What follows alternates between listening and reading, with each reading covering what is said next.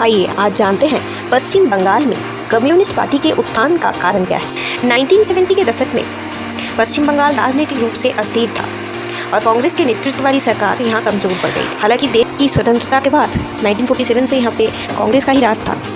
कांग्रेस ने बहुत से उन्नयनमूलक काम यहाँ किए, बहुत से उन्नयनमूलक कर्मसूची ली, साधारण के कल्याण के लिए भी नीतियाँ ली थी।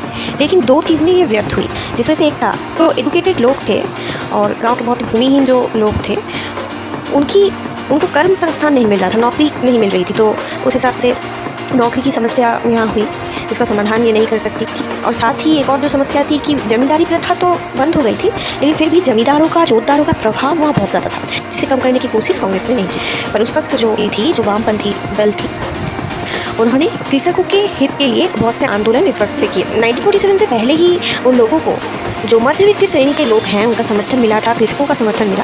और उसके बाद स्वतंत्रता के बाद भी इन्होंने आंदोलन में हिस्सा लिया, गण आंदोलन को नेतृत्व दिया। बहुत से कृषक श्रमिक इनके नेतृत्व में आंदोलन करते कोशिश करते।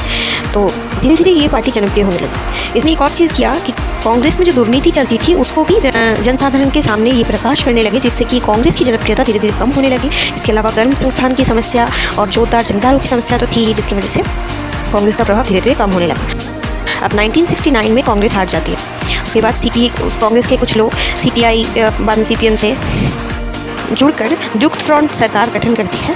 हालांकि बाद में टूट भी जाता है। तो इस समय कम्युनिस्ट पार्टी की जनप्रियता यहाँ बहुत बढ़ जाती है, सीपीआई और सीपीएम पार्टी की जनप्रियता बहुत बढ़ जाती है। तो इस दौरान 1970 के दशक में पश्चिम बंगाल राजनीतिक रूप से जो अस्थिर था, कांग्रेस ने ही नेतृत्व दिया था, लेकिन फिर भी उसकी सरकार कमजोर पड़ गई।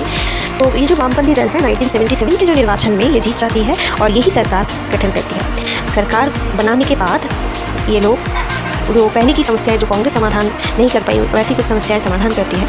ये ऑपरेशन बरगा नामक एक कर्मसूची लेती है, जिसमें जो बरकदार या भाग चाषी होते हैं उनको ज़मीनों में सट्टा मिल जाती है। क्योंकि पहले क्या बरकदारों की या भाग चाषियों की कानूनी रूप से ज़मीनों पर अधिकार स्थायी बनाती है, और साथ में जो कर इनके ऊपर था वो भी बहुत ज़्यादा था। ये भी समस्या थी, इनके ऊपर बहुत ज़्यादा कर इन्हें देना पड़ता था, जो कि बेआईनी भी था। तो उसे भी सही करती है, कर का परिमाण निर्दिष्ट कर देती है कि कितना कर इन्हें देना होगा, ये भी निश्चित हो जाता है।